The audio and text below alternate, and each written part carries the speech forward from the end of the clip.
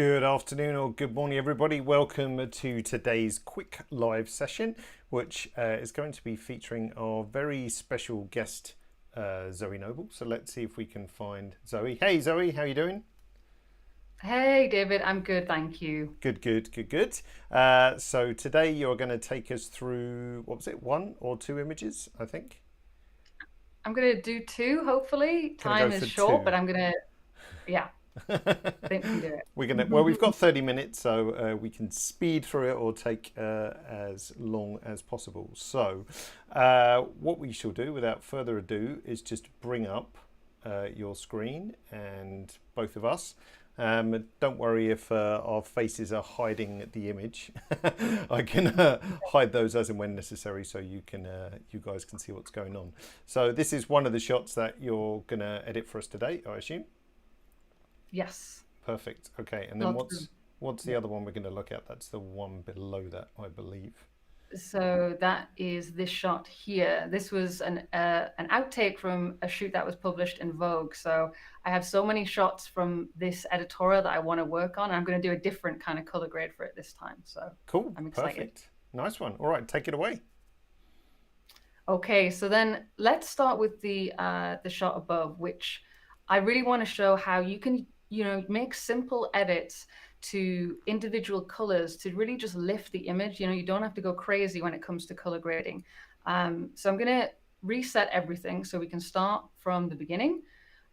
So this shot was massively underexposed. Not sure how I did that, but I did it. So I'm going to come up to my exposure tool tab and I want to, correct everything, normalize everything.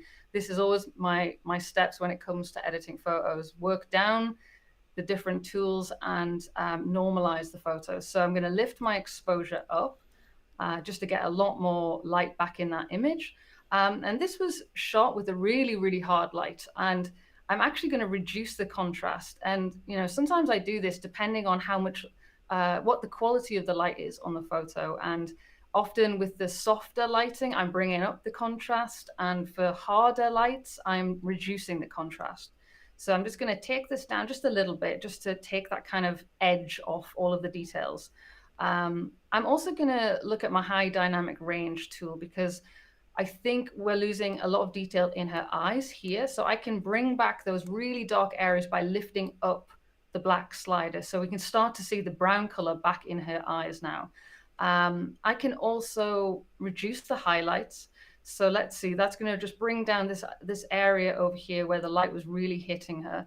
And I'm going to lift the whites, which are the really brighter areas, because I still want to have that kind of nice shine.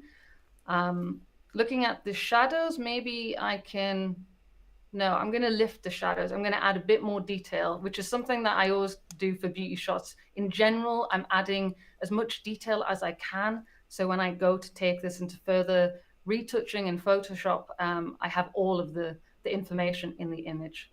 So let's go down. I'm going to ignore everything else, clarity and levels. I'm going to come down to my curve tool. And I mean, I really like adding, if I want to add contrast or if I want to add a bit more punch, I like the curves because it gives me more control. The contrast slider is great, but I find I have the most control when I do it myself in the curves. So I'm going to come over to my Luma curve. And the difference between, if anyone doesn't know, the difference between the RGB and the Luma, in the RGB, you will see hue and saturation shifts. So if I start to move the control point in here and start to add contrast, I'm going to get more saturation. And often I don't really want to do anything where I don't have control over it. So I'm going to reset that with the little arrow reset button. And in my Luma curve, I'm going to just experiment. I think I'm going to bring down the darker points just to touch, just to get a little bit more depth into that image. And I think I'm going to brighten the midtones. So if anyone doesn't know about the curves, in short, we have the shadow areas in our curve on the bottom left, we have the midtones in the middle, and we have the highlights on the top. So this is representing all the tonal values in my image. So I have full control over how I can either color the image using the red, the green, and the blue curves, or by adding or taking away contrast with the RGB and the Luma. So in the Luma, I'm just going to leave it like that. I'm just going to brighten up those midtones so it just feels a bit more open in the midtones. So now let's go to the color tool tab. And like I was saying earlier, often you don't actually need to do a lot, especially for beauty photos. For color grading, what I'm more doing is balancing the colors. For sure I'm asking makeup artists to work with color palettes and harmonies, because I want to get it right in camera. So when I come to edit the photo, I'm just slightly balancing those colors out so they feel more cohesive. And the color editor is a really great way of doing that. So let me just bring it out so we can kind of see a little bit more clearly. Now, when it comes to editing, I love using the layers and always adding a layer for all of my edits, because it means I have control to turn it off, turn it on, or I can lower the opacity. So first thing before I do anything, I'm going to add a new filled layer. I'm going to rename this green so we can always keep everything organized. And if I press the M key, I can see there is the mask on the image. So whatever I do now to my adjustments is going to affect everything. So I can see that green color actually stands out from a lot of the other colors. So I'm going to first use the color picker tool in the advanced tab so I can choose the color that I want to affect. And I want to see, can I really select that one color just by choosing it with the color picker? So I can turn on my view selected color range, and I can now see everything. Everything in gray is not in my selection. So this has done a pretty good job. It's adding in some of the yellow here, but that's okay. I can delete those areas from the mask if I really don't want it. So I'm going to also pull this pie slice all the way to the edges so that my selection is filling as much of the saturation and as much of that color is selected. So I'm going to uncheck this, and now I can now play with this color and see what works. Really, this image, I mean, it looks good to me. The only thing I really want to do is make the makeup pop. For beauty, I'm always about the makeup. How can we make this look better? So I probably want to lighten and saturate it maybe a little bit more just to make it pop a little bit more. So maybe something like this. And then I can now experiment with the hue. So I could cool it down by dragging it to the right, or I can warm it up. So I'm definitely going to want to stick more in the cooler tone so it has that really nice contrast with her orange and warmer skin. So maybe somewhere around here, and then I can just start to experiment with the lightness. Do I want to go lighter? Do I want to bring down the saturation a little so it feels not so in your face? Because I'm always thinking about the balance of the image. So now I can go to my layer, and let's just turn this off and on. So really subtle, nothing crazy there, but it just really makes that color pop. So now let's try this yellow color. What I'm going to do before I create a new layer for that, I'm going to remove the mask on this area. So I have my mask open. I'm going to press E to get my eraser brush, and I'm just going to take away this yellow. So it's not going to get into that selection. So now I'm going to add a new empty layer here, because the yellow is going to be very much similar in tone to her hair, to her skin. So I'm going to have to create a mask for that. I know that. So let's do yellow. And then I can press B to switch to my brush tool. And if I want to show the mask, I'll press M. So let's just roughly get those colors in my selection. I'll press M again to hide that. Now I'm going to stick in my advanced tab and use the color picker to select that color, expand the selection so it gets as much of the color as I can. And now let's just play with the hue. So I could cool it down so it could start to merge more into the greens, or I could warm it up. I think I actually liked it when it was cooler. So, when I'm doing color grading, I'm kind of thinking about color harmonies, color palettes. And if I look at this image, these colors are adjacent to each other. We have the greens, we have the yellows, we have the oranges. They're all kind of in the adjacent. And here I have a color wheel. So I can see these colors are all kind of in the same adjacent sides. So I want to kind of keep that in that formation. So maybe I just can lift the saturation, a little bit of that yellow, and maybe the lightness, because again, I want this to really pop. So let's turn that on and off. So really subtle again, so I'm happy with that. So I'm going to do one more for the eye makeup, because I think I can improve that as well. So let's call this eye. Switch to my brush tool with the B, keyboard shortcut, and press M. So let's just have a look. And, you know, because I'm making these more subtle adjustments, I don't need to be really, really careful with the mask. And because I can use the color editor to really hone in on that color as well, it's so much quicker for me to do this here than, say, Photoshop. So I will always try and do the color editing, as much of the color editing as I can in Capture One, because it is going to be quicker for me. So let's select the eye color. Let's bring out this whole selection. And now let's just up the saturation a little bit. So just give it a little bit more warmth.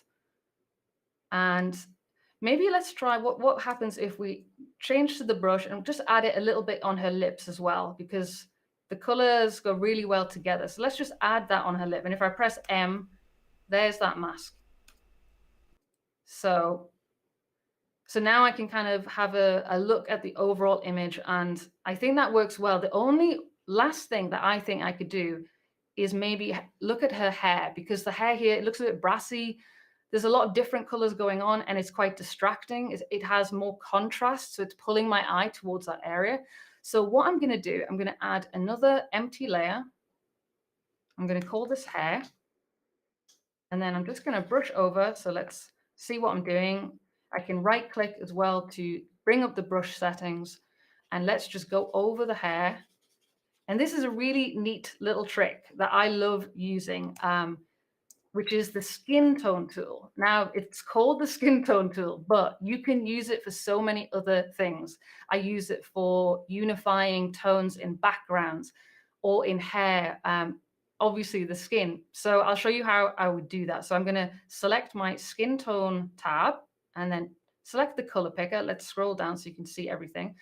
And I'm going to select a tone that I like. So I'm going to choose this tone, and I'll expand my selection. And now I can come down to the uniformity sliders here. And if I start to bring this over, you can see all of the tones start to, unify. They started to look more cohesive. So this is a quick little trick if you do want to bring tones more towards each other. And really, I want to kind of keep the eyes pointed more towards the makeup, not really the hair. So this is why I'm going to do this. I can also bring the saturation up.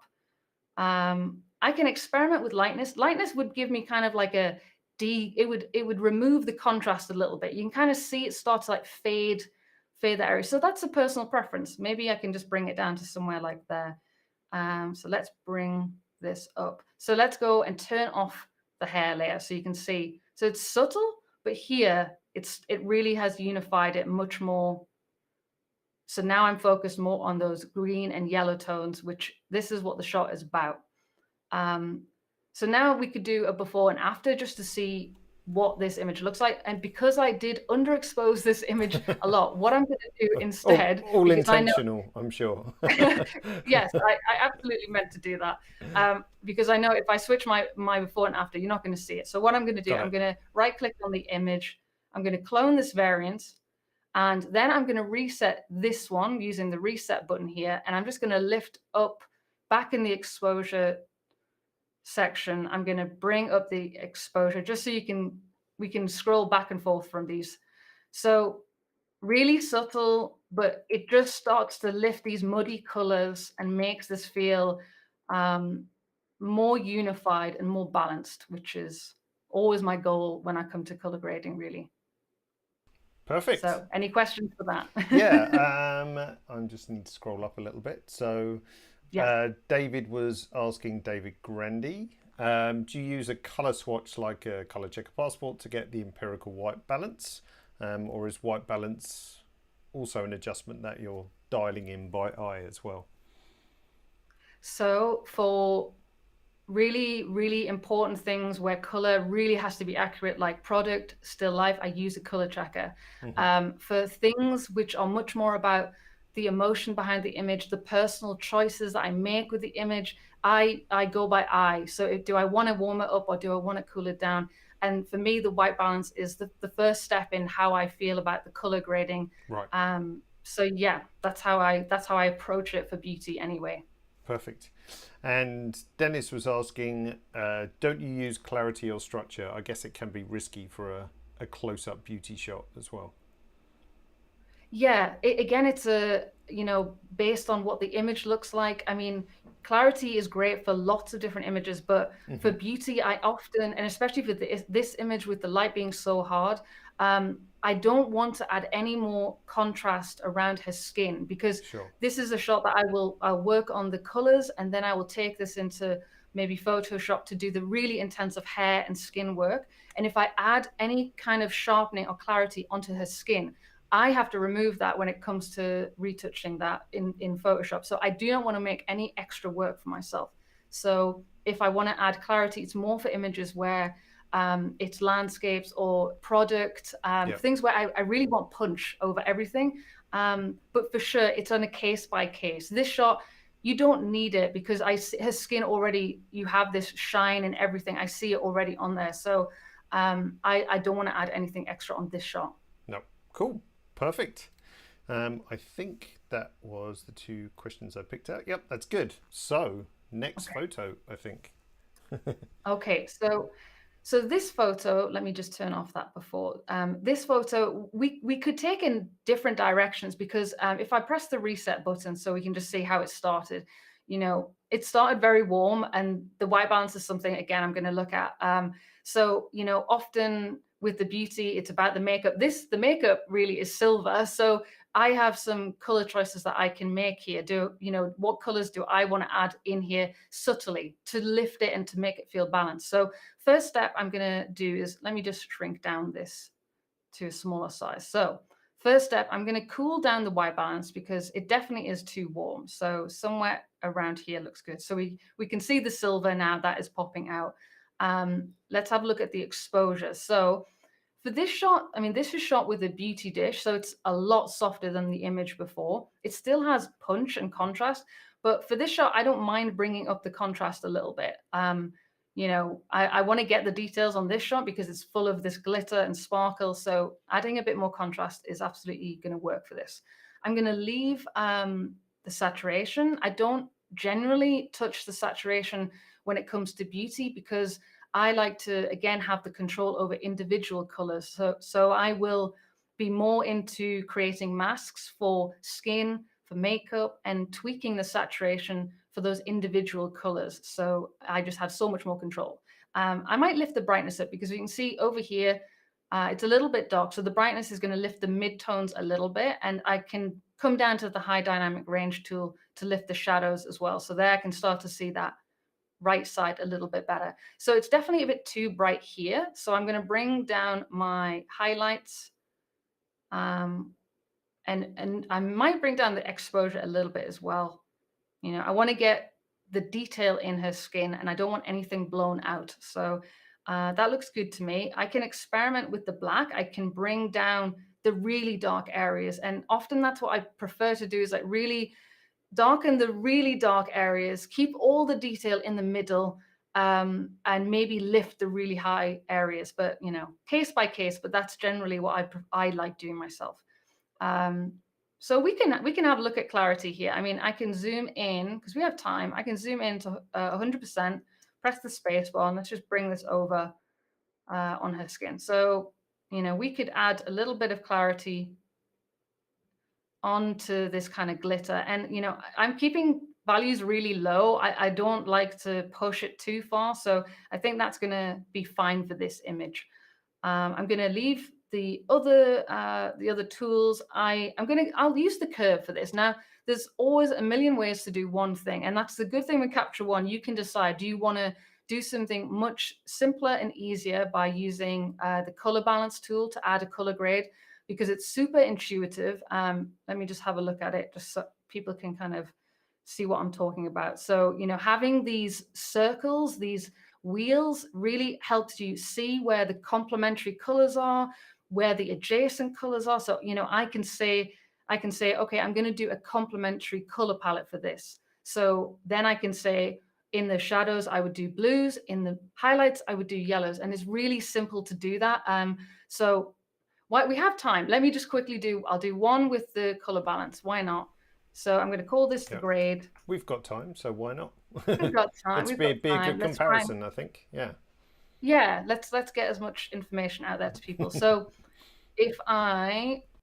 let's have a look. So what a little trick for when I use grading on the layers, what I love to do is bring down the opacity to like 40, 50%. So, you know, instead of worrying about making big movements and it looking terrible and then taking it down at the end, I start with a much lower opacity. So my heavy-handed movements are actually much more subtle on the image. So that is a really good tip when you come into the color grade. So what I'll do is I'll start in the master, and with the master, I just like to start pulling the wheel around and just see what works. So more in the cooler tones down here, the warmer tones. She has beautiful warm skin. So, you know, I can either keep the skin warm and then bring the shadows into a more cooler, or vice versa. So yeah, I'm good. I'm just going to have a look, see what I like. I kind of like these pinky tones. So it complements her pink skin. So I'm going to leave the master in that area. So for the shadows, we can bring this all the way over and just see what is going to work well. She has really beautiful, like greeny brown eyes. So I could, in my head, I'm thinking, okay, well, the color could be more towards her eye color. So it feels more like all the colors are kind of in the same realm. They're all in these warmer tones. So I could absolutely do that. I could leave this here and actually really love that. Look, that looks really subtle and nice. Or I could do something more in the cooler tones in the shadows. And, you know, I'm looking at, you know, color harmonies when I come to my grading, but also I'm using my gut. And if I start to look at something, I can really kind of visualize what I prefer or don't prefer. And this is the great thing with color. It's such a personal thing. You know, there is no there's right and wrong in color harmonies for sure, but then you get to break rules and play with it. So experiment. So I think, let's see. I mean, I really like the warmer tones in the shadows there. It's just really super subtle. So I could then go, okay, in the highlights, we could do a complementary. So we could cool down the highlights. So it's, you know, I'm going to keep it. I'm not going to pull it so far. I'm going to keep it subtle in the highlights. I don't go crazy in the highlights because you really see the color added onto white. So I'm going to leave it there. So it's just really subtle, and I can turn this off and on. I can increase it if I want to. I can lower it. So also with the color balance, you can affect the luminosity. So if I want to, in the shadows, if I want to make those darker, then I can bring down this slider here. So you can see there, it's much, much lighter. And here, much more contrast, more poppy. So maybe we bring this down. And with the highlights, we can bring those down, or we can bring them up. So maybe I'm going to bring them down a little bit. So something like that. So that's with the color balance. So I'm going to right click, clone this over, and let's just remove, no, I don't even need to do that. I don't even need to do that because I've got everything on layers. The wonder of layers. We could just turn it off. The magic of layers. I love it. So let's call this color balance so we can see. And I'm going to turn this off. I'm going to add a new filled layer. Let's call this curves. So let's go back to the curve tool, and let's bring this out as well. Let's expand this. And I know curves they're more, it's more tricky because, you know, you feel like you've got to be very, you know, delicate on this curve. So that's where lowering the opacity to halfway at least means that what I start to do on here, it's not going to make the image go crazy.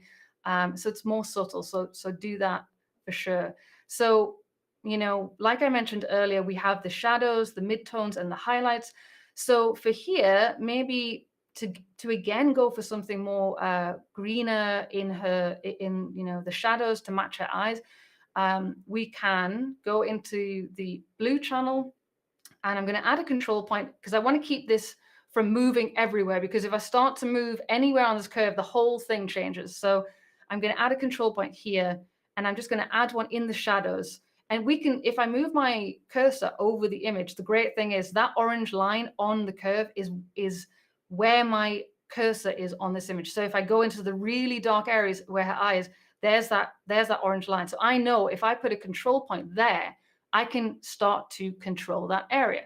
So maybe let's go, yeah, somewhere around the shadow area. So I'm kind of in this area. So let's just start to bring this down a little bit. So because I'm removing blue in the shadows, and this is the kind of the thing to get in your head, and it's good to have a little cheat sheet first when you're learning about this. What happens when you remove blue? So you start to add yellow, and it feels weird, then it takes time to get it, but have a little cheat sheet. So I'm bringing this down, and I'm adding more yellow into the image. If I bring it up, I'm adding more blue into the shadows. So I'm going to just bring this down a little bit. I just want to make this match her eye color. So I think that kind of works really well. And now in the highlight area, let's see, I think I could go in the opposite direction. So I'm going to start adding more blue into there, and it's going to cool down those highlights. So maybe something like this works. So just really nice and subtle. So we can always increase if we want to get more.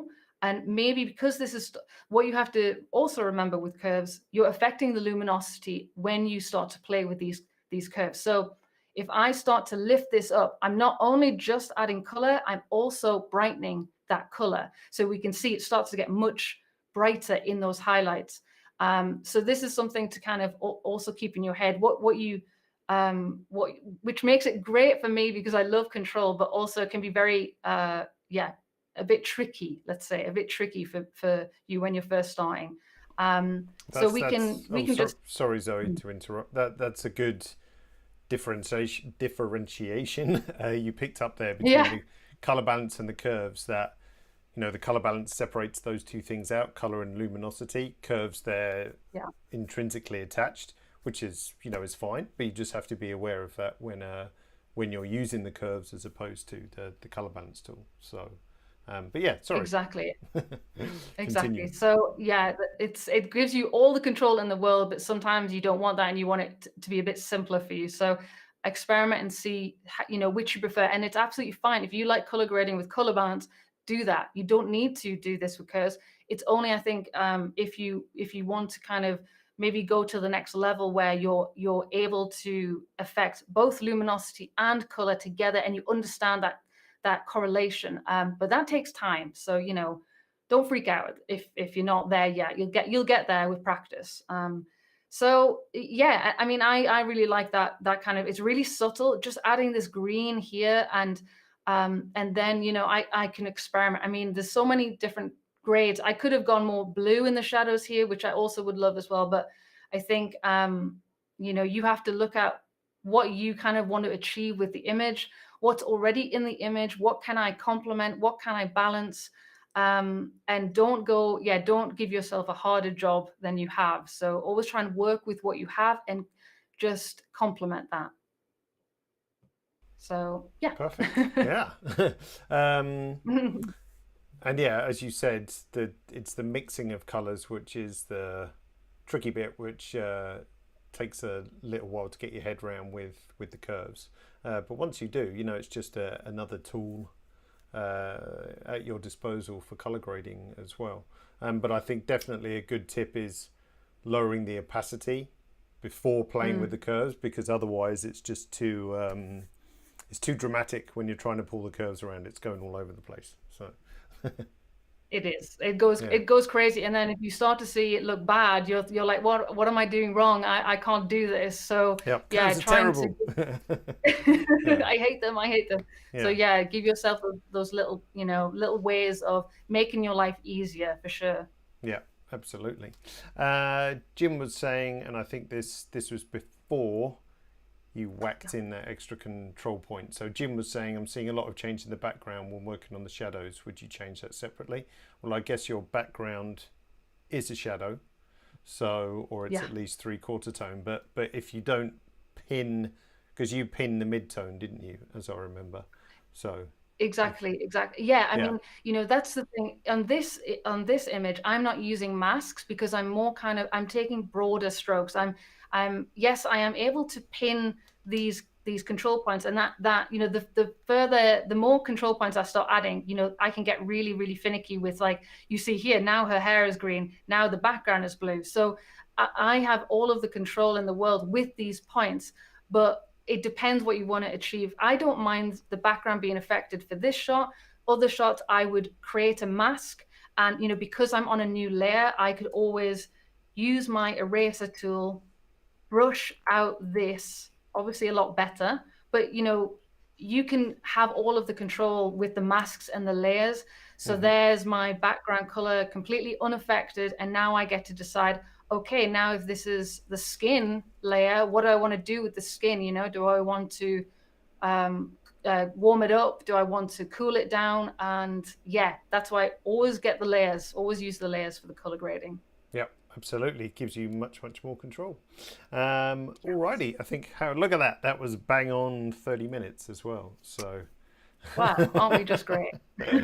perfect. Last question from Tanya. Would you work on the eyes in Capture One or in Photoshop? Or maybe actually let's take that. We're also divide that up into at what point do you stop in Capture One, and then at what point do you move into Photoshop? So I will always try and do as much as I can in Capture One because I'm working on the raw file and I have all of the information. So I can get so much more detail from this raw file. I can really lift my shadows and, I can get into all of these areas. Whereas if I brought this into, Photoshop as that it wouldn't work. If I tried to get into these areas, it would start to look crunchy and terrible. So I will really try and do everything. So if I wanted to, add a layer, and if I wanted to change her eye color, I would do it in here because, I can just do this, and then I'm able to use my color editor tool and make a really good selection using the advanced. Hmm. I can kind of choose it in here, and then I get to decide, okay, do I want to make this even more green? Do I want to lighten it up? And those things, yes, you can do them in Photoshop, but that would take me 1, 2, 3 kind of maybe adjustments. I would be, it took me there 10 seconds to do that. So I'll definitely do as much as I can in Capture One. It also has to depend if it's a client shoot or my own shoot.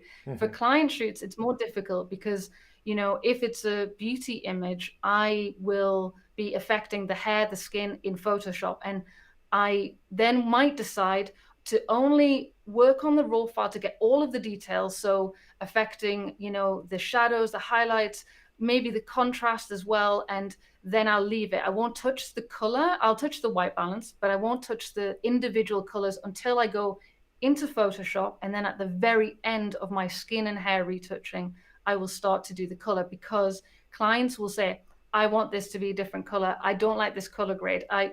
So it depends on who is the image for. If it's for you, do everything you can do in Capture One, Yeah, everything. And absolutely. save yourself time, save Yeah, yourself lots of time. absolutely. Good question from Pablo, actually. Says, this is so cool, but the problem I have on color grading is I have some color blindness and sometimes it affects my editing on the skin color. Well, I'd say, first of all, good color vision doesn't necessarily give you the ability to color grade correctly. I'm sure you've No. seen, Zoe, yourself, lots of interesting color grades as well. But I'd say, Pablo, is try to keep it subtle effects, I guess, as opposed Yeah. to big sweeping movements, and you can always get a second opinion or a pair of eyes. But I think the filled layer that you did, Zoe, low opacity, subtle changes, I don't think you're ever going to overcook the effect if you keep everything subtle. So, and of course you can judge that on how far the point is on the color balance tool, keeping the opacity low, and those kinds of things as well. So there's quite a few colorblind photographers out there, I think, who actually still manage to color grade. So There was someone in my Facebook group just yesterday asked, "Do I have any tips for editing with color grading?" And it's so, it's so crazy that you can be like, "Oh my gosh, I didn't even think how people can, they are dealing with these issues, these diseases, and but people do it. Yeah. Famous photographers do it. So yeah, one way for sure is turn the image into black and white, and then just look at the tones and the contrast first. That's something that when I did my research on how could I help people who were colorblind, then you can, once you've done all of the kind of contrast work, then you can switch to color. And using like these values at the top of Capture One here, where I can see there's more red, there's more red. 116 is the red, 56 is the green, 52. So I know here it's a lot redder, it's a lot warmer. So using the little tools that, show you what values are in these individual colors. But like David said, like you said, keep it simple, and you can create really beautiful images with subtle color grades, and, just with making the balance right with the colors. And definitely get a friend to check. I have a friend who's colorblind, and he sends me a photo and he says, "What do you think?" And I'm like, "Okay, add a little bit more magenta in the skin." So get into Facebook groups and get friends that can help you. And I think you get to the point where on your own color vision that you would actually know your limits, or where you struggled, and you'd probably have a set of color grading looks that you would like, that you knew in 99% of the time pretty good. And as I said, even if your color vision is brilliant, doesn't guarantee you can necessarily be good at color grading. It's a whole skill and an art and an industry in itself. So there's lots of cool resources out there for it as well, including you as well, Zoe. So I'm just going to bring up your Instagram on screen just below us. So Zono Photo, and I assume from Instagram they could find you on YouTube as well. Exactly. There's the links in the bio. So yeah, maybe I need to do a tutorial on how to help people with color blindness, because that would be cool. Now this is the second time this week that an issue has come up where I'm like, wow, yeah, people really could use some information on that. So yeah, that could be really interesting, I think. Yeah. Perfect. Alrighty. Well, thanks for joining us today and for that interesting little tangent into color vision. We could talk for hours on that, I'm sure. Thomas says, "Will you be my colour friend?" I just saw a question come up. So this could be a whole new industry, friends for colourblind people. Yeah, absolutely. I'm here for you. I'll do it. If it helps you, I'll try. Yes. Awesome. Join my Facebook group, then I will definitely help.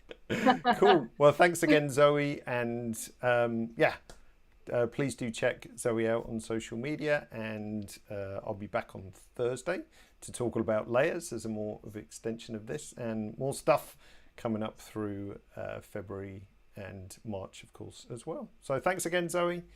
Take care out there. Goodbye, everyone, and see you all again soon. Thanks. Cheers, Zoe. Bye now.